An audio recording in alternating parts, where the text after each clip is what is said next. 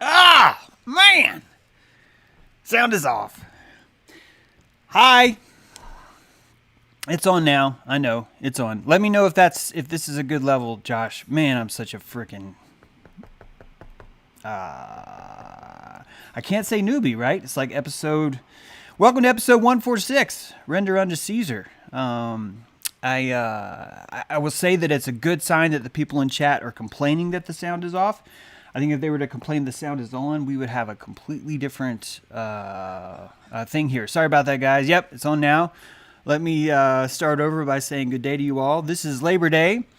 If you don't know what Labor Day is, it means, thanks, OKC. It means that some of you live in Babylon where you name certain days as a reprieve from some sort of bondage of debt or labor, right? And you have a job, and so on Labor Day, because we live in inversion world, you do not work that day, and so you then pretend to live your life as if you're a free man. You actually get the whole weekend because Babylon loves you. She put that day on Monday, so you would have an entire 3 days to imagine this relationship with her that you actually don't have. It's a fascinating holiday, and I hope that you all are enjoying it. As I may have said, I can't remember what I said or what I haven't said because I was muted, but when you're in inversion world, you do the opposite of what they tell you to do. So do not labor. In fact, work, if you don't know that word work, that's a word that was invented by this system we live in. Work is the idea that you are not what you do, that you and what you do are two totally separate things, that your identity, true identity, is a noun, but that your actions are something that are separate from you. And that, believe it or not, is an illusion. I would tell you that you are the connection you have to things at all points in time. Your relationships are more of who you are than any kind of illusion that you're some sort of a noun or something like that. It's a tough thing to grasp, but that's why we're here. That's why we look at things like worship. Today we're going to talk about the mechanics of worship, the literal mechanics of worship. And I think the best way to do that is to recognize that today's Labor Day, and we are worshiping labor. And it sounds weird, but it's true. Notice how they've inverted the sacrifice. You're ritually sacrificing your labor for the reprieve from labor. So really what you're doing is that you are committing. This is a day of committing to labor. And it sounds opposite because we think that electricity works one way. We think that our neocortex is in charge of our electricity. And as long as before we shoot the gun, we say, I didn't mean to do it, bang, we can shoot whoever we want because we're under the impression that our intent, that our neocortex intent, which is really an excuse, is actually the culprit, or is actually the will that we ensued. And so anything else would be, it's an accident. It's an accident. And this gives you a desire to stay in a state where you don't have to be in control over where you shoot. You have to be in control of how fast you say that you didn't mean it before you shoot, right? So it's like, I didn't mean to shoot you, bang. I'm good. I'm resolved. And that's how we treat energy on this world. That's how we treat worship. That's how we treat reverence. That's how we treat pride. We've traded. We've literally traded these things, right? We traded pride for meek. Yes, we did. We traded that because we're like, pride requires bravery. And if we can all agree that meek is hip now, none of us have to be brave. And people are like, I like where this cat's going. And slowly we adopt these new definitions that truly feed our victimhood. They truly pour energy directly into that victimhood, which allows us these wonderful luxuries, one of which is we can literally aim our worship gun. If you don't know what this is your fucking worship. And you can literally aim it and fire it at anyone. And as long as right before you shoot someone in the head with it, you say, I didn't mean it, you're good. And that is the mechanics of worship right now, because you and me are retards. We're compassionately retarded. I need to pull something up.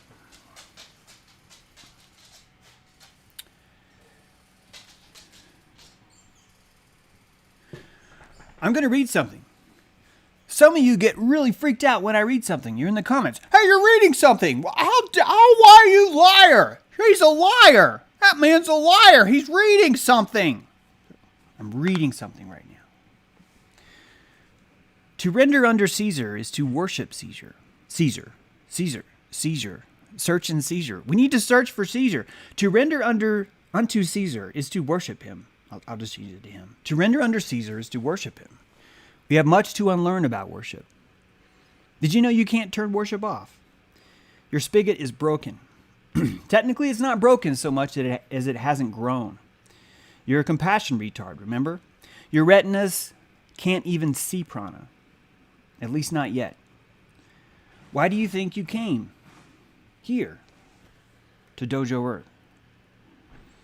And that's about as true a state as I can explain to you what worship is. We are dealing with an elemental plasma that's all around us that we can't see. And because we can't see it, it's allowing us to extrapolate and create a moral matrix on top of it, a cellophane, that tries to change how we see it. Not what it truly is, but how we interpret it, how you interpret it, how I interpret it. And because worship is such a fucking powerful force, because it's that powerful, you and me, we don't like wielding that cannon. And as I said before, we can't turn worship off. You can't. It's a full-on spigot. It's on all the time. And it's a fire hose. And you're dumping it wherever you aim. You have no choice. It doesn't matter. You're dumping it into James True right now. And I feel it. I feel it. I feel it. And I wouldn't be here if you weren't doing that. Let's be completely straight. Let's be completely frank with this transaction. And your entire life runs that way everywhere you go, and you can't turn it off. Stop saying you can turn it off. In my mom's kitchen, she embroidered this thing. It says, "A mother's love goes with you, son, everywhere you go. Be sure you do not take it where it should not go." And I think that is truly love and worship. It's showing you exactly the truth of this thing. It's showing you the reality underneath these sheets, underneath these fine Egyptian cotton Babylon horse sheets. We are seeing the true circuitry of this worship. And I will tell you something, my friends. If you've watched my Eye of Ra presentation, and if you haven't seen my Eye of Ra presentation, October 24th, you can see it at Flattoberfest in Greenville, South Carolina. You can go to the website, Flattoberfest, right now and check out more. But in the Eye of Ra, we show you the mechanics of how you physically see things. And when I say we, I'm talking about a splintered me. I've turned myself into multiple people when I talk. We do this all the time. We're like, we've decided we're going to go with the chicken. And they're like, yeah, there's like one. Anyway, this Eye of Ra tells you that your crystal ship, your pineal gland, is the true needle, five-dimensional record needle that's perturbating inside your head. And it's interpreting everything that's really happening, and then it's passing that information through the amygdala and asking for permission to broadcast it, to render it down into Plato's cave, down through your optic nerve, and cast its shadows on the wall. And you've told yourself you're chained into your eyeballs. And you're chained watching these shadows cast by those behind you. And it's such a beautiful victim role. It's entertained victimhood. Because you're not in the dark, you're being entertained. You're being entertained by what your amygdala has said. I am allowing you to see this now. For the eye of Ra sees all. But your limbic system, your mammalian system, your human system can get shorted out, just like a filament, just like a fuse, just like any other electrical system. If it gets too much amperage, it burns out, it freezes, it stops functioning, it dies. And so what you call this veil is truly like a surrogate nun, a mother figure almost. Your animus, your anime, your opposite. Parental figure overlooking what it is you're about to see. And that blindness also affects your worship. And we're under the impression that worship is a function of the neocortex.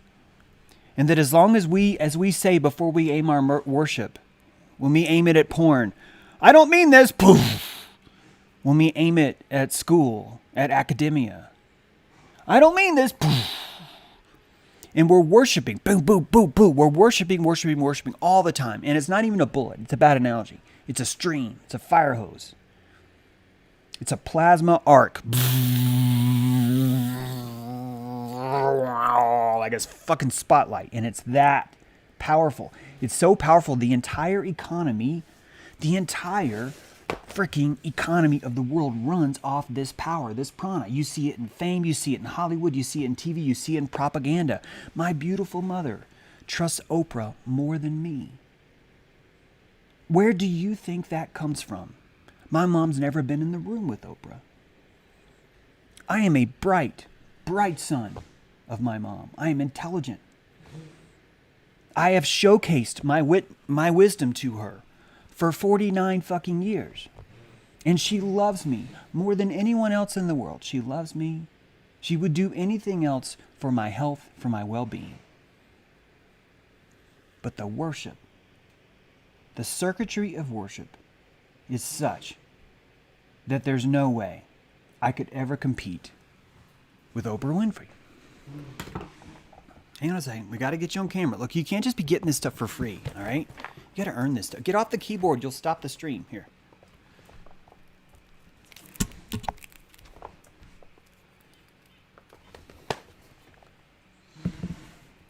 Now, this is not a critique of my mom. I wouldn't change a thing. My mom's awesome. I'm trying to tell you how the prana of worship works. That someone as close as my mom can still find her worship circuitry changed into something else. And regardless of how she feels, regardless of Olive 47, regardless of how she feels, regardless of what she knows, that circuitry is going to bequeath her worship every holiday, every day, every instance. And this happens to all of us. All of us. Happens to me. And what we haven't yet determined is that we're blind on the dark side. We're blind by the dark side because we're afraid of it. And it's part of why you're in Plato's cave, sniveling. We're sniveling. Because these chains allow us to look at each other and go, oh, you've been chained. And you're like, oh, so have you. Oh, if only we could get out. Oh, help me. Someone please come rescue me. I'm trapped. And you enter into this worship, this vortex. And it's all about electricity. How much electricity can you ignite in others with your drama? How much electricity can the amygdala allow down through Plato's cave and broadcast onto the walls of your retinas? These are exactly the same thing. But we're not being truthful with our worship. Mark 12:17. Render unto Caesar that which belongs to Caesar, render unto God that which belongs to God. The compassion retard will tell you that what that means is that what you give to Caesar, what you give to Caesar, the silver you give to Caesar is not worship. But the thoughts you give to God are. And you walk away from this, you go home from this, and you're like, yeah, totally. That makes sense.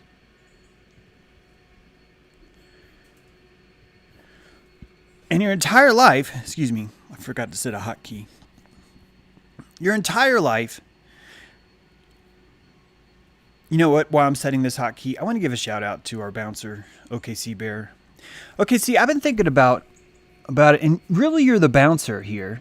I say that because anyone who's like belligerently drunk is going to blame you for their entire life problems. And you're just there, man. I really appreciate you. You're not a moderator, you're a bouncer. And I think it's fantastic. And anyone in the comments who's like, hey man, why'd you block me? It's, first of all, the bouncer threw you out. The bouncer gains nothing by throwing you out. He gains everything by everyone else. And you're coming in to have a good time. He's going to let you in. I know this about him. I've seen this dude. If you could see what this dude looked like, you would understand how stupid it is to imply that he is censoring you. And we're going to talk about that censorship in just a second. In fact, I'm going to put a little star in my book there because I got to come back to that because I need to tell you about this. You render under Caesar the silver. Sorry, I got to stop for it. We asked what book we were going to give Michael. Turns out, man, Michael just wanted to send silver. Dude already has all my books. He's like, no, man, I didn't want a book. I just wanted you to have some silver. And that's awesome. Thank you. Michael has rendered some prana unto me. And when you understand this technology, you're not going to get so freaked out when you understand why this prana. I know I'm pointing to a coin right now. I know that the coin is so shiny and so bright and so monetarily worth something that you're not able to see what's inside here. But this is a physical marker of the ether. And silver is such a beautiful conductor that it picks up our prana. It picks up our praise, our worship, our thanks, our gratefulness, our love, our beholding, our witness, and it stores it inside this. And because silver is such a great conductor, that's why we use it for computers. It holds the charge longer. It's a marker that you can physically move through the ether. Technically, the coin is not charged. Technically, the invisible matrix that you and I are too dumb to see because we are living in our Plato's cave because we're like, oh, you're chained. If only we could get out. When you are ready to climb out of Plato's cave and return to your crystal ship where your captain is and fucking use your rudder, your keel, you will not see the silver. You will see the emanation of prana in the shape of silver. And you will begin to render the truth. You will render the truth because your eyes are comfortable enough to show you the truth, and they're only comfortable enough to show you the truth because you decided to get comfortable with your negative. And to get comfortable with your negative is not to accept your negative. To get comfortable with your negative is to pass awareness to it. And this is a difference between lying and lying by omission. People who lie with their tongue are liars, and they tell themselves that. People who lie by omission are liars, and they don't tell themselves that. This is the exact same transaction. The exact same electricity passes. One is known, one is unknown. And it comes back to this idea I was telling you about as long as you point your gun at porn and you say right before you shoot it, this doesn't count, bam, you're not worshiping porn. And as long as you check in at work and you sit in your cubicle at 8:30 a.m. and you begin your procedure inside your uniform, inside your box, you are no longer worshiping. You're following orders. You're regurgitating. So you can still go, bam, bam, bam. I don't mean any of this. for 8 hours a day. I don't mean any of this. None of this I mean at all. And that's what we think is fucking happening. And God's up there going, holy fuck, those guys are retards. Holy fuck. Wow, he's literally... Anyway.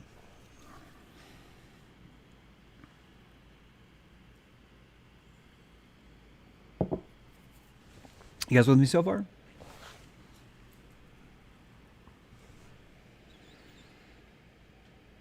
So when we render to Caesar, what we do is we worship Caesar. Caesar. What we do is we worship this dude. We worship Julius. We worship him. The Orange Julius. Some of you get that reference. Awesome, right? Trump, Orange Julius. Come on. Freaking hilarious. You have to be a certain age to get that. Freaking hilarious, though. We worship Caesar. In fact, if you really look at the sigil on the coin, why is the sigil on the coin on his face? You understand that it is the sigil technology. The mechanics of worship require his sigil to be on his face. His visage to be on this coin. I'm calling it sigil for those of you who don't know because it's a three-dimensional marker in what? In pranic space. In the matrix that we can't see. In the matrix that we can see once we start rendering it, but we're only going to be able to render that once we tap in and climb out of that cave, which means we have to remove victimhood. We have to remove the chains. We have to stop listening to people tell us that climbing out of the cave is bad. That grabbing the torch is bad. That finding daylight is bad. And once we see this, we're going to understand where worship truly is. And once we see this, we're going to understand that we shape our entire lives around that with which we worship, which includes money, Babylon, sex, addiction, people, lack, victimhood, virtue. The entire calendar was shaped and changed by one man, Julius Caesar. It was what, 460 AUC? The year was 460, 460, 480 AUC or something. Like that was the Roman year. And then we're like, it's now 7 AD or 12 AD or something. And the longest day of the year was actually so we could reinvent this calendar, right? We went to the Julian calendar, then we went to the Gregorian calendar. Julius. We created an entire system around a person where the scripture kept saying, don't worry. Or we thought the scripture was saying, don't worry. This doesn't count as worship. And we shaped our entire lives to change this system. And all these coins are markers, right? They're charged sigil. And every time you see that coin, you are rendering worship to Caesar. We are giving that infamy. We are giving that. The entire calendar was warped. Whoops. Got one. This guy right here. You sure you want it? Okay, here you go. Now. You got to make him work for it. You don't have to make him work for it, but it gives him something to do. He feels like he's accomplishing something.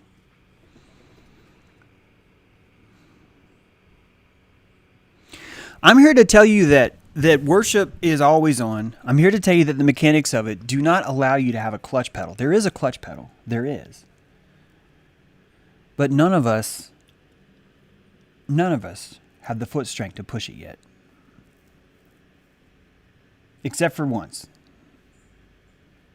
When we die. And I like it this way. I'm glad that it works this way. That's why we came to Dojo Earth. Because you and I do not understand the addiction and the mechanics of worship. And since we don't understand that, we are going to lie to ourselves and deceive ourselves in suggesting or telling ourselves what worship is, and more importantly, what it is not. Because the moment we decided that we could lie to ourselves by omission is the moment that we became pretty fucking ignorant, pretty fucking evil. Evil meaning the unaware.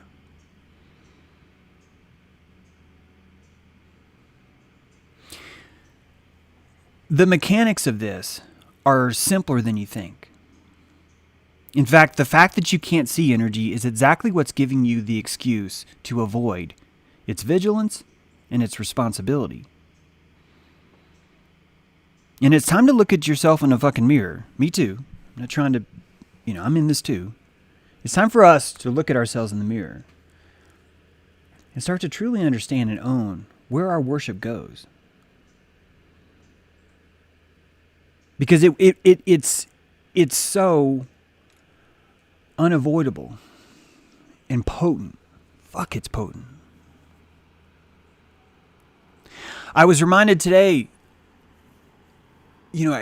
most people in the truth movement are like, oh, I'm being censored.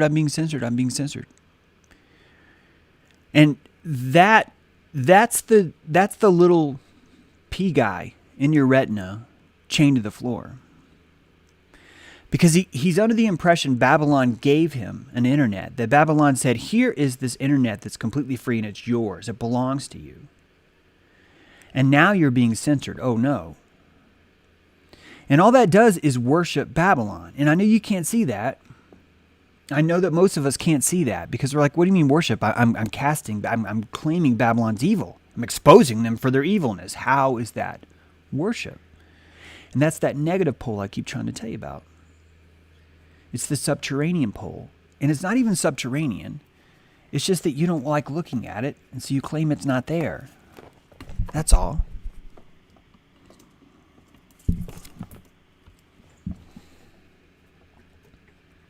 It's there, though. It's totally there. And the moment you realize it's there, there's going to be a huge rush of cold fucking air that's just going to fill your lungs and it's going to take your breath away. Because in a second, in a moment, in an instant, you're going to be completely aware of all the responsibility you've been avoiding by hiding in this fucking cave. And as you climb out of that cave, I can tell you from personal experience that there are people to stab you in the fucking back and pull you back down in. They do not want you climbing out of that fucking cave. They don't want you implying you can get out. They don't want you implying there could be something different. You become the enemy the moment you notice your victimhood. And it's true. It's true. Yes, there is a tribe that we have formed here. And so many of us are bright lights that we see that victimhood. Yes, it is. But each of those people do not have a live stream, so you are not able to see that the vitriol we claim is just something that James is going through is actually part of the rising up out of your cave. And that everyone else that's a bright light that has this too has gone through the exact same thing. In fact, they're doing it right now. I can make a post on Facebook. And that exact same post verbatim with the exact same words posted by someone else. And that person will get fucking hammered for it. Hammered for it. And when we start to look at the mechanics of this, and you can't if you're pretending everyone's equal and everything's the same and blah, blah, blah, blah, blah, blah. You're just going to fucking miss it all. Because you're in kindergarten. You're playing duck, duck, goose now. You don't want to look at the truth of it all. But I do. Because I want to understand the mechanics of how that works. And I understand that the reason why a post from me has more longevity than a post from someone else is the exact same reason why OKC Bouncer is here. OKC Bear is a manifestation of confidence. This is going to sound kind of weird. And OKC Bear, I'm not speaking for you. Guys, OKC Bear's not approved any of this. But he's if you look at the show as a pranic motor, he is a manifestation of confidence, of electrical confidence. And he's basically there to be like, no victim, sorry. He's basically there telling you, dude, I like this stream and I'm actually so into this that I'm participating. I'm producing this fucking stream. James and I produce this stream. And with that comes me at the door going, oh, sorry, no victims. No, I'm sorry. It's just no victims. No, there's room in the house for only so many, and why have victims here? Why have that? Why have that? And you start to see, once there's no victims inside, everyone inside is like, they're not walking around going, I can't help this. They're walking around going, fuck, man, I don't know where this should go. Let's fucking learn how to shoot this shit. Let's figure out how to manage this force. Do you have any ideas where I can point this at night when I sleep, when I'm tired? And they're like, that's a good one, man. I've been pointing it up to God. Yeah, but how are you getting there? It's like, well, I've been going up there. Yeah, what a plane flight. It's all mechanics. It's all part of our mission. And if you look at that worship cannon, whoa, as a fucking torch, you see why I've been fighting so hard for that archetype. You see it. You see it because nothing says danger more than a man trying to sleep with a torch. How does he do it? How does he do it?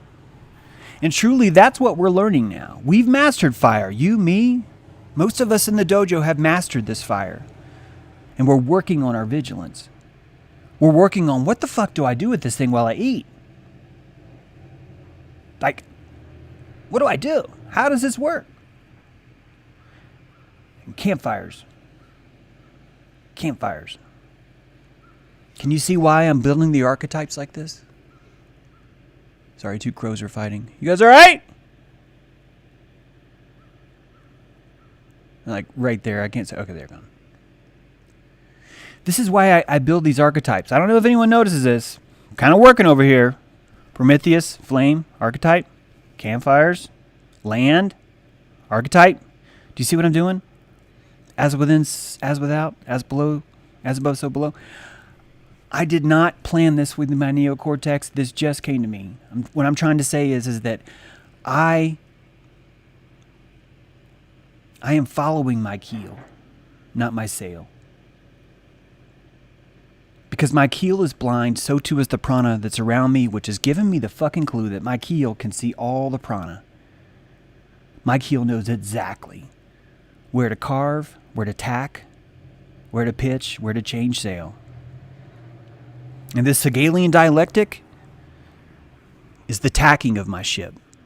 Yes, the very Hegelian dialectic that we go around victimizing. Oh, your Hegelian dialectic's on fire! And it's literally your left and right eye, your left and right hand, your positive and negative pole, your big plug and your tiny plug.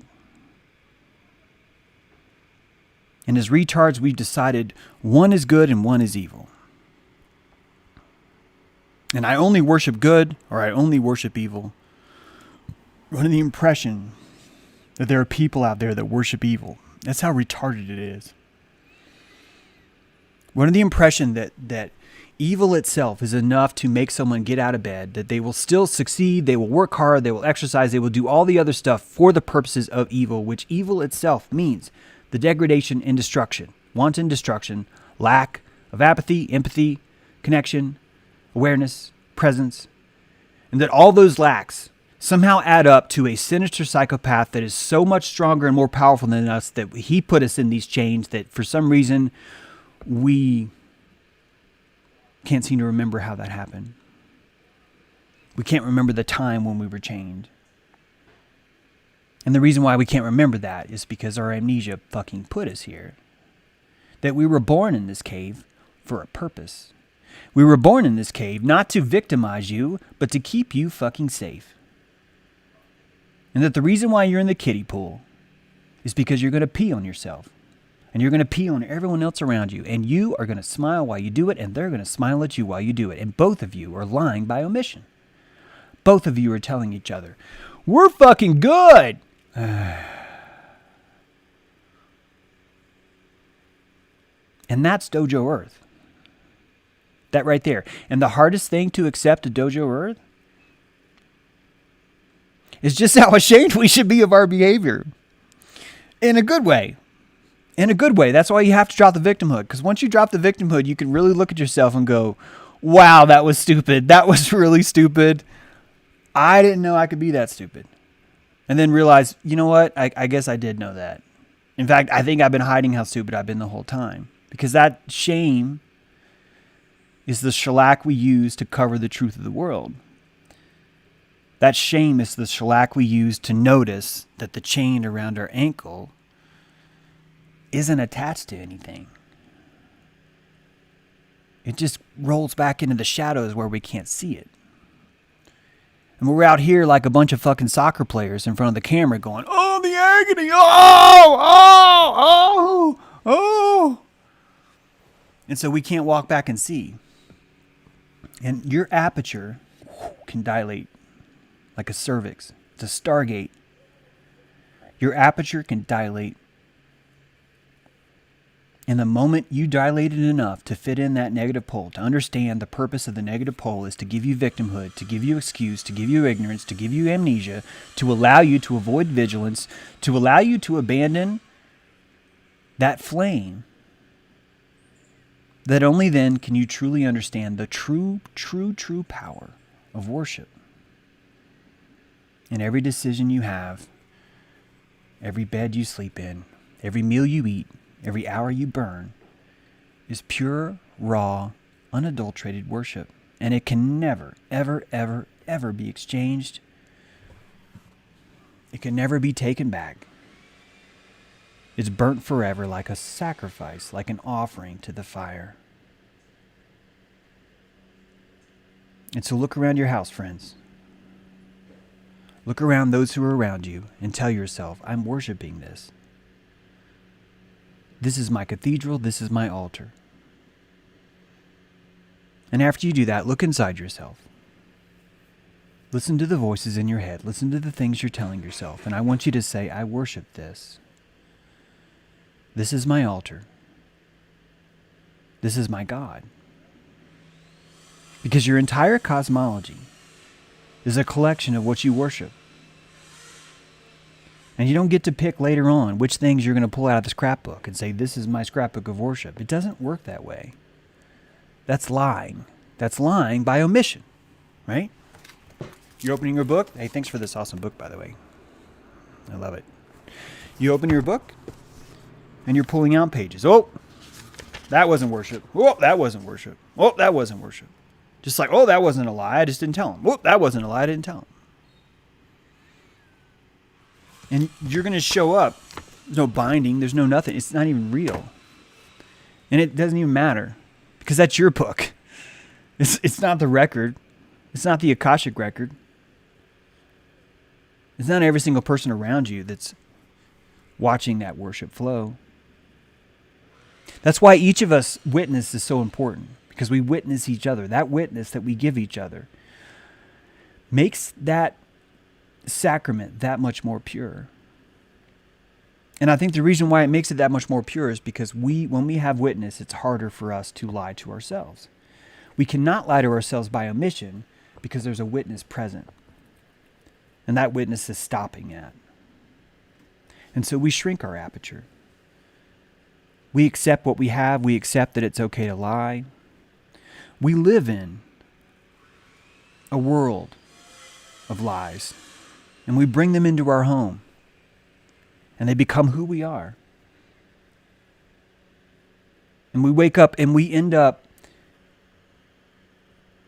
destroying any semblance we have of awareness or connection to honesty, to truth, to who we truly are. And we forget. We forget.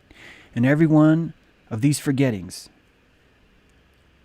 is an ancestor. The 3-day-old James is an ancestor. The 7-day-old James is an ancestor. And I can trace my ancestors back to every time I lied to myself, every time I played victim, every time I created a scenario. I had to splinter part of my belief and leave it here as a placeholder, as a covering, to stop any kind of truth or light from coming in later. and taking over. Here you go, buddy. There's one already there. Is there a nut in there?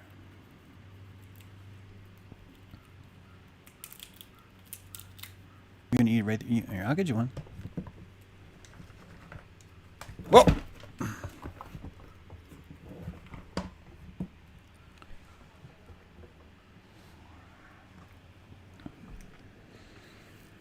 The mechanics of worship.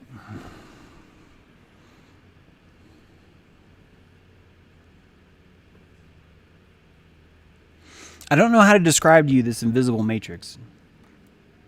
I can tell you that when you see a teddy bear that a child loves,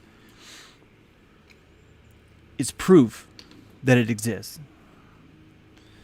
I could tell you when a man loves a woman loves a man. I can prove to you it exists. People carry favors into war, little handkerchiefs. The smell of each other, I think, is probably the closest we can come to sniffing the plasma. It's charged. We charge each other with this stuff. We're constantly giving and receiving electricity. We're offering it, and sometimes we're stealing it.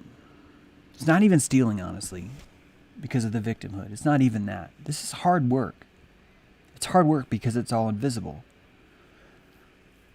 And we're unlocking this invisible nature. We are.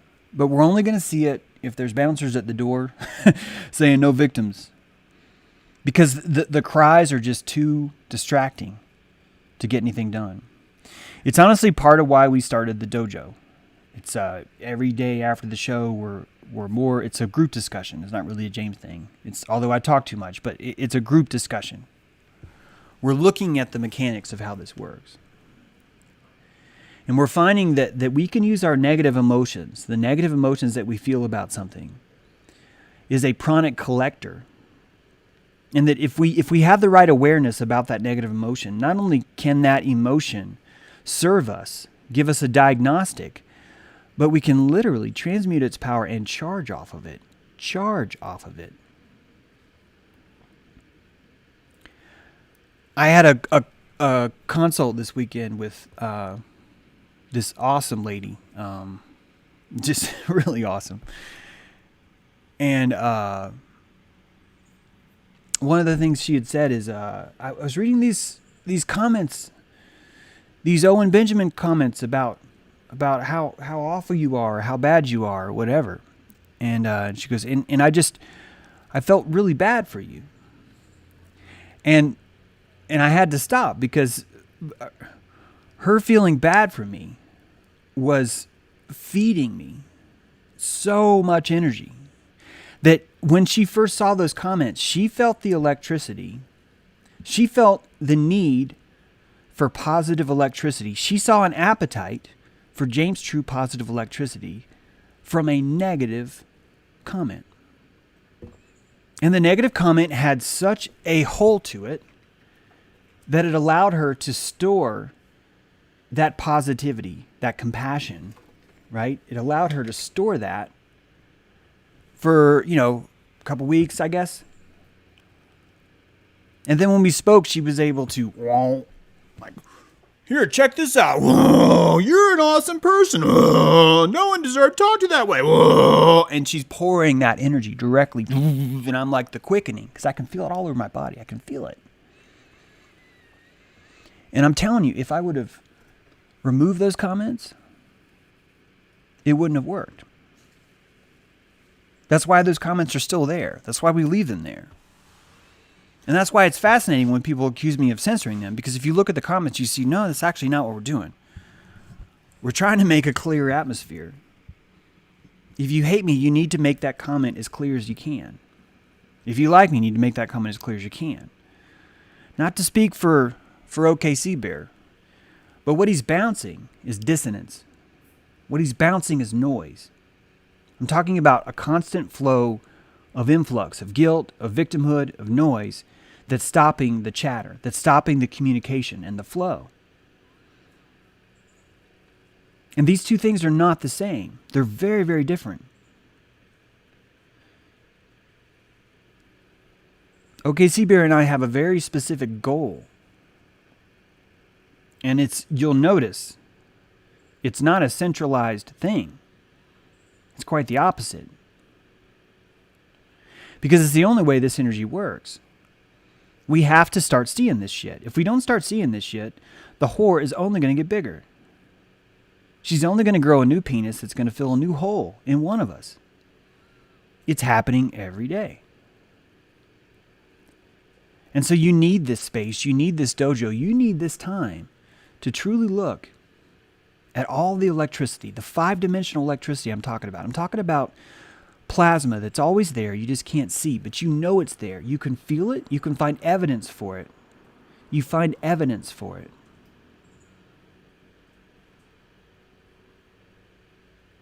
Those of you who see a 4-leaf clover, those of you who find $1, those of you who find the dime, those of you who are drawn to things, you're seeing this work. And it's your belief in the technology that you have to be attracted to these things that allows you to traverse space, time, spine, right?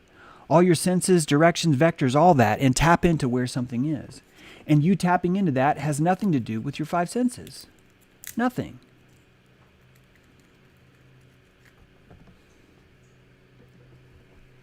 It's deeper. It's 5-dimensional plasmatic electricity, prana. And so if you want to know what rendering to Caesar truly is, you're rendering prana to Caesar. And you're rendering prana to God. And there's not one type of prana and another type of prana. You can say there is. You could pretend there is. And you'll be the dude masturbating in your car after church thinking it's okay. You'll think that's okay. Because you're omitting that prana, right? You're pulling that out. You're like, oh, that didn't count.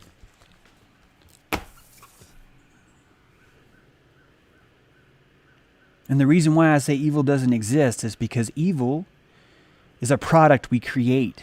It's not a noun that exists. If you believe evil is a noun that exists, you will never find evil inside yourself. You will never find you producing it.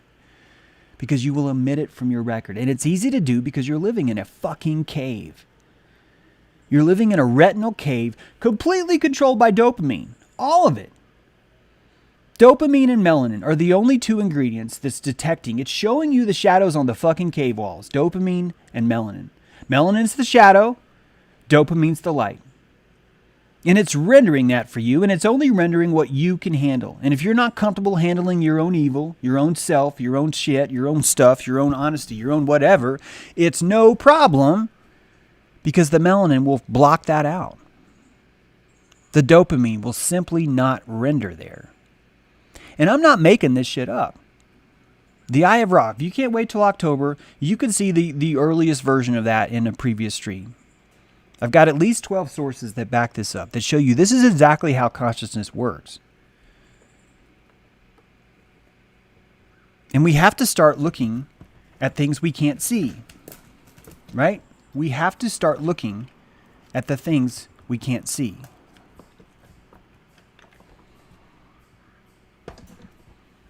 Because they're still there. Even if we don't see them, they are still there. They're still there. You know it. I know it. I've not even looked at chat. So sorry. Thanks for the super chats, Andrea Fagan. And hey, Rachel, keep bouncing noise until we can only hear our own echoes. There will be no drowning it out at that point. That's right. This is part of why we're growing. This is part of the aperture. This is part of the apocalypse.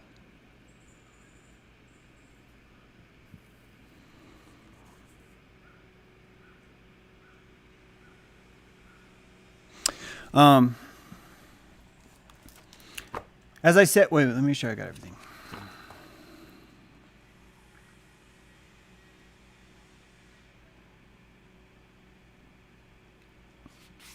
Yep. I'm gonna end the show early.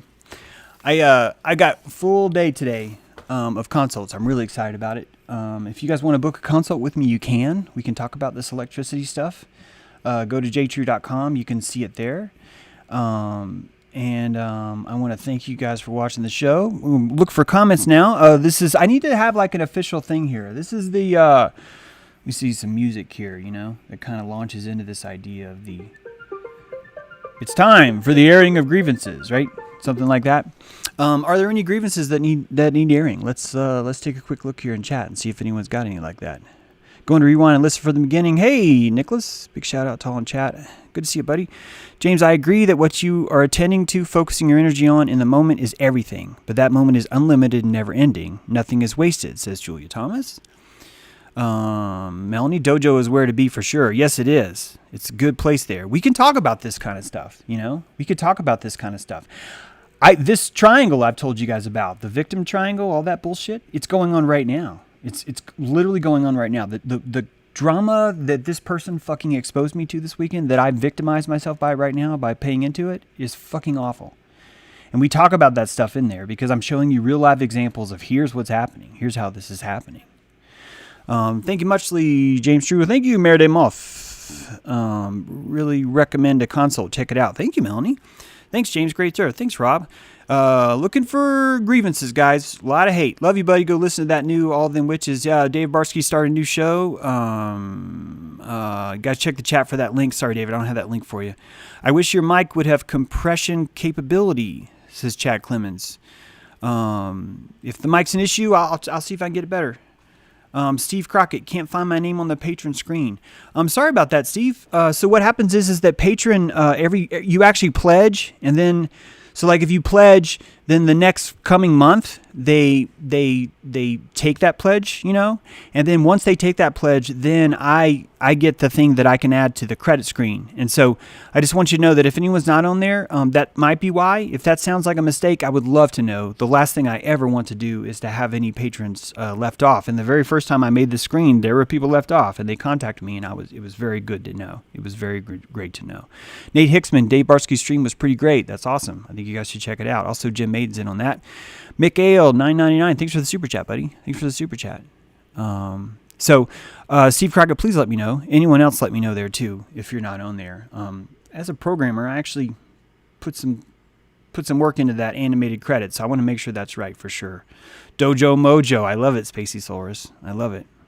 Weaving Spiders, thank you, Dave Barsky. Weaving Spiders, guys, check it out for Dave Barsky's new show with Jim Maiden. James True, perhaps change the YouTube chat name to James True /OKC. Yeah, maybe so. Although then I don't want people to think I'm in OKC. James True, so people don't confuse the messages. Oh, I got you. You're talking about like when I'm talking versus OKC Bear. Yeah. If you guys don't know, sometimes I'm never in chat. You can see me live on camera. You will know if I'm typing something. If you see something that says from James True, that is OKC Bear working incognito. Sometimes he says things as me because it's really helpful. Now you guys know that this is almost like an official kind of a thing. So we probably won't change that because I literally am James True, but I appreciate the suggestion. I just don't want anyone to get lost that that's what's happening. Let me see. The bouncer analogy is funny. I picture the DJ stopping the music while the bouncers remove a nuisance and everyone has to wait. They do that. It is that way. And I'm kind of glad because it just sets the tone for what we're expecting. We just don't want victims. If you're going to walk around saying you're going to burn in fucking hell because you didn't repeat these words exactly, or if you're going to look at the morning star, then you're fucking evil, or just all the victimhood shit, you know what I mean. A lot of the Owen Benjamin stuff was just victimhood, just straight victimhood. It's not just him. We live in a world where victim is the prophet, where all the prophets go to the victim because we do not understand the prana. We don't see the mechanics of it underneath the sheet. We don't see where the flow goes. And so because of that, it's really easy for people to take advantage of that. That's how triangles form. Someone's like, oh, they're doing this to me, and someone else can't figure it out, and they don't know, so you end up with a vortex. People get fed. It's so gross how much we don't want to see, and we don't want to see it. We could, but we don't want to see it. That's all. It really boils down to these are things we don't want to see. It's why we're in our cave. You can move. You can leave your crystal. You can leave your Plato's cave and crawl right up into your crystal ship and leave. David Weiss, it's good to see you, buddy. I just sending you love, man. Sending you love. You have my witness. It's good to have you here. James, my question is, how do you know anything? Tutu. You only know what you can directly experience, Tutu. And that's how I know. I'm not making up anything. I'm telling you things that I've directly experienced. When I talk about prana, it's because I've directly experienced it. You have too. All right? What's stopping you is that you're not able to directly see, because you're down here in your retinas. You're not able to directly see what you're experiencing, and so you've been told it's not real. We have words. We've made up physical words, right? We've made up hallucination. We've made up illusion. We've made up these words to imply that what you experience is different than what's real. And that's a lie. It's a lie. Because the moment that you start to think that what is real versus what you experienced are different is the moment you are out of your cockpit. You have given over ownership of your entire navigation system, your entire map, your entire windscreen, your radar, your radio communication. You've said, I cannot trust my own instruments. I'm asking for Boeing to install a black box. I'm asking for them to take over and to send my plane wherever they want. So I'm not guessing at this. The authenticity of my electricity is based on the fact that I don't guess. And this I have raw stuff, the crystal ship, it's true. Guys, think about the difference in synaptic spacing. I'm sorry, that sounds so technical.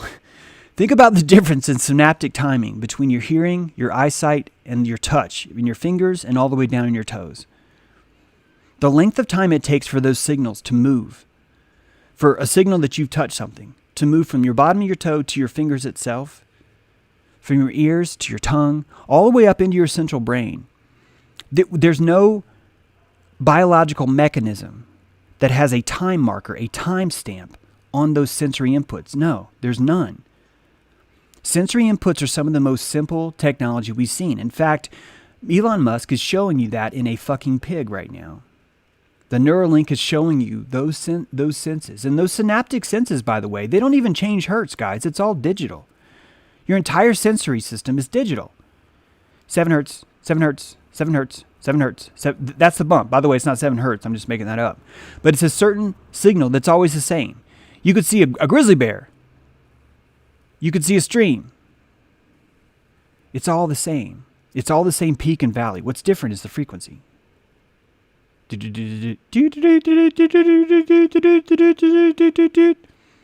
if you look at the history of America, you see that when we started the telegraph, we were creating the nervous system. And it was a one-directional, omnidirectional, it was a one-directional nervous system. And that nervous system moved to voice. And we offered omnidirectional, two-way communication with data.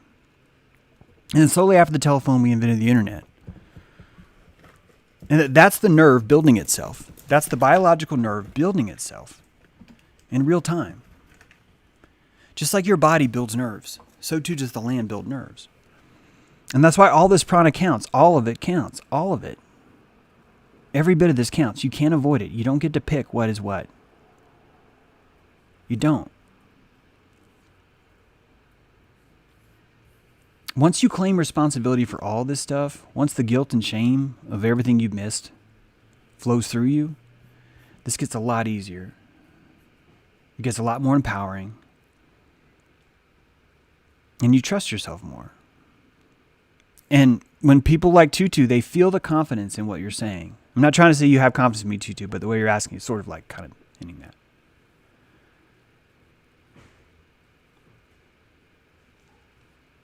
All those different signals, if I didn't finish that, all those different signals, the timestamps difference, proves to you there has to be a central processor.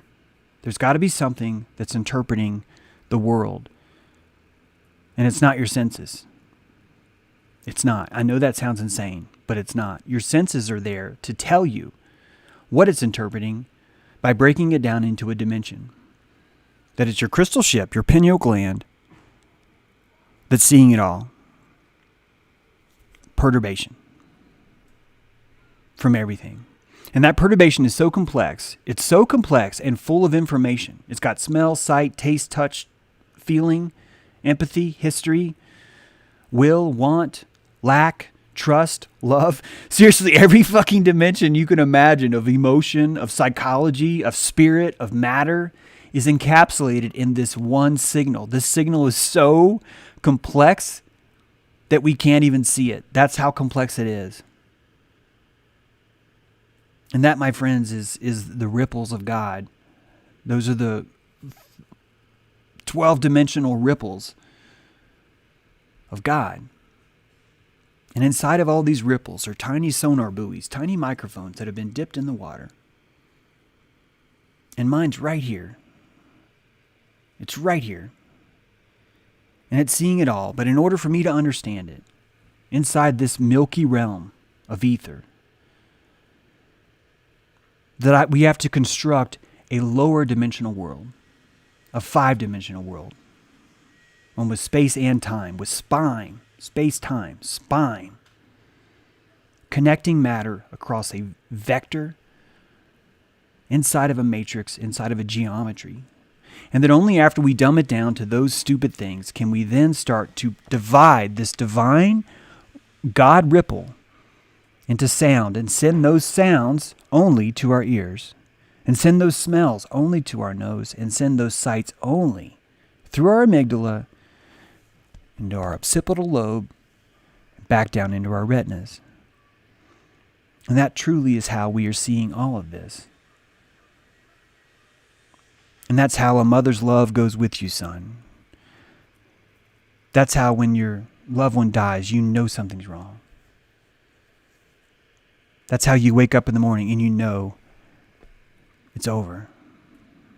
You just know. You have this sense. And you've been told your whole life that sense is bad, it's faulty, it's evil, it's the devil. And that sense always saves you when everyone else won't. It's always the one that's like, let's go. Let's get the fuck out of here. Come on. And no one else will. And you don't trust yourself, so you curse it. You let other people curse it. And you think you can curse it as long as when you're shooting it in the head, right before you shoot your own intuition in the head in public as you're getting ready to shame it in front of someone else, you think it's okay because you tell yourself deep down, hey, this doesn't count. Bam! This doesn't count. And when I'm shitting on my ego, you're shitting on your heart. When you're telling how everyone evil is, you're saying you cannot trust your own intuition. And that is you in the cave, banging your chains together, going, woe is me! Woe is me! And you need a fucking bouncer for that. You need someone to come in and say, will you shut the hell up and just go? You need that. Otherwise, you can't get quiet enough to get anything done. I've been writing my ass off on this book. It's going great. And I need quiet for that to happen. If I was in here telling myself what a victim I was, I wouldn't get anything done. And neither would you.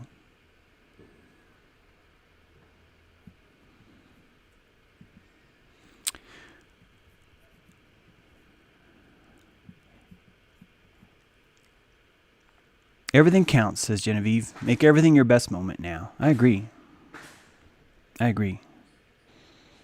It does have all the answers, Free Press, Subconscious Mind. And how do we see it? We have to build faith in our ability to transmute the invisible, right? We have to have faith in our ability to predict and maintain and change the invisible. And that's hard. Of course it's hard. You're in the dojo, man. Of course it's hard. That's why we're here. That's why we're here. So remember that worship cannon.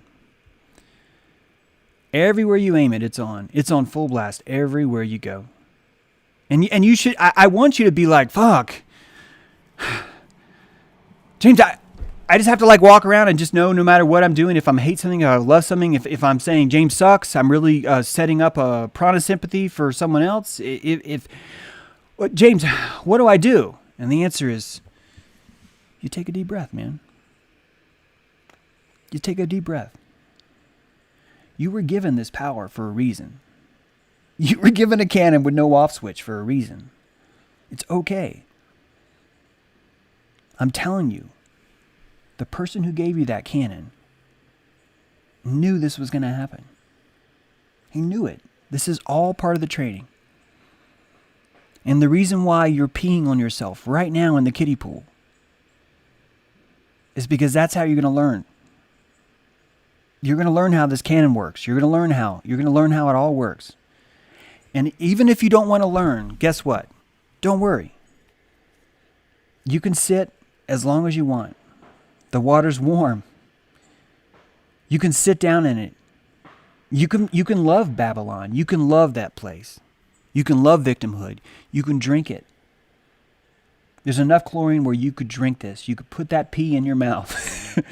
You could stay here all you want. That's the beauty of free will. And that's why you know this is all God's plan. This is all Dojo Earth. You know that because no one would put that much fucking consent into a system. No one would do that. Do you know how many calories it took to make sure this entire system runs like this? It's insane. You can tell, this is called teleology if you don't know.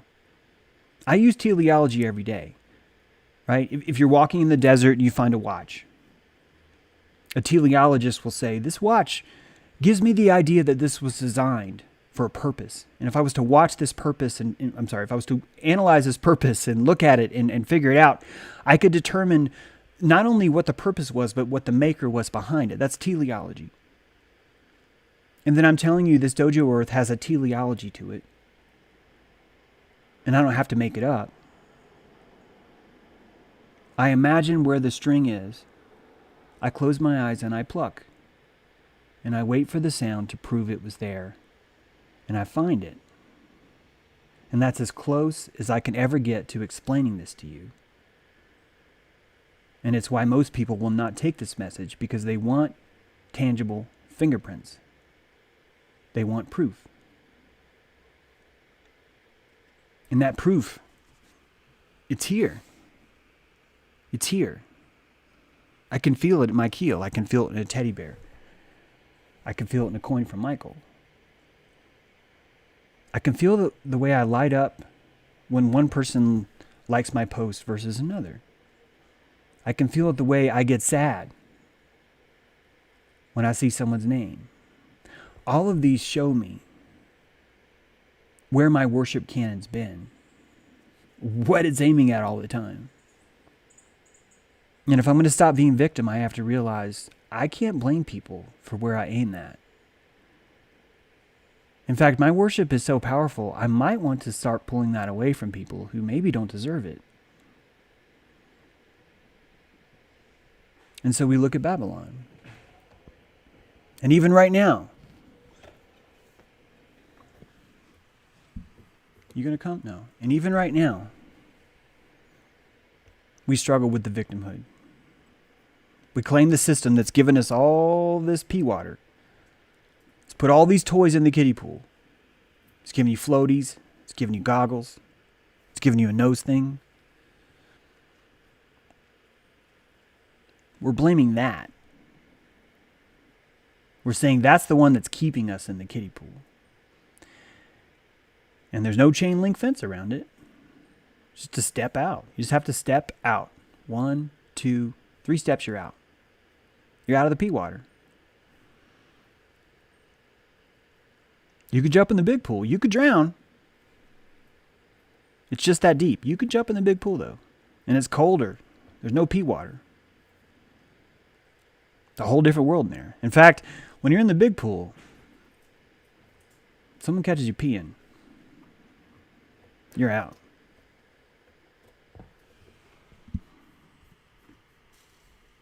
That's right. No silver coins in the kiddie pool. Tease. All right, guys, if you want to join the dojo, I would love to have you. It's freaking awesome in there. We're about to actually break it down in a private group, so I'm looking forward to showing you how that works. This is a system that I've known and worked for a while, worked under with whatever for a while. Nick Lamy. Owen is an obvious blasphemer. Owen is not a false teacher. He's not. Owen's showing you exactly the profits and losses that you get by playing victim with religion, by claiming that you are not in charge of your morality, that you are not in charge of your salvation, that you are not in charge of your even wisdom. That's not a false teacher. That's someone who's teaching you how to swim in the kiddie pool. He's showing you that. And that's why you see the electricity go. Guys, this is not about whoever has the most viewers must have the most truth, or whoever has the most this or most. It's not even about them being false. It's about what is the appetite, right? What we see is an appetite, Nick. I'm just trying to explain it to you. Just my perspective, Nick. It's what you're seeing is an appetite for electricity. James True has a certain appetite among people for electricity. It's not a big appetite, is it? It's a smaller group, right? Like right now, where this is probably the lowest audience I've had. You know, it's 300 people. It's a smaller electrical appetite. But that appetite's not a measure of what's happening or what it is. It's a measure of what is the appetite around this reef, under this water, in this pool, whatever, right? In the food court. And it shows you the victimhood. It shows you what that appetite is. Most people are going to watch Oprah. Most people are going to listen to CDC. Most people are going to listen to Zionism. Most people are going to think that Q's there to save them, whatever it is. And that's the appetite. It's not a false teaching at all. It's a very true teaching. It's responding to the appetite. And when we start to understand energy for what it is, I mean, you truly, truly want to start being honest with what energy is, what prana is. All that's worship. And that worship is going exactly where the people who give it want to go. Everyone right now is giving their love, their worship, their devotion to exactly who they want to have it.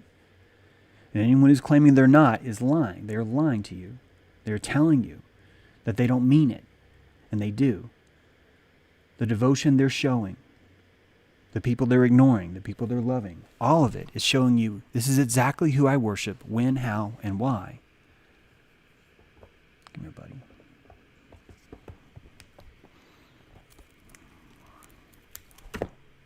Here.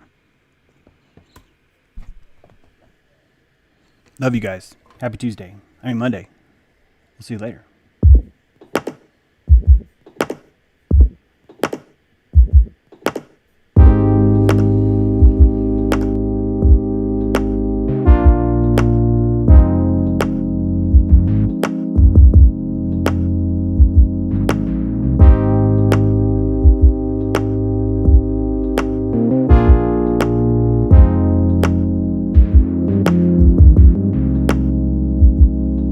You said it yourself, this will not work if we are miles apart.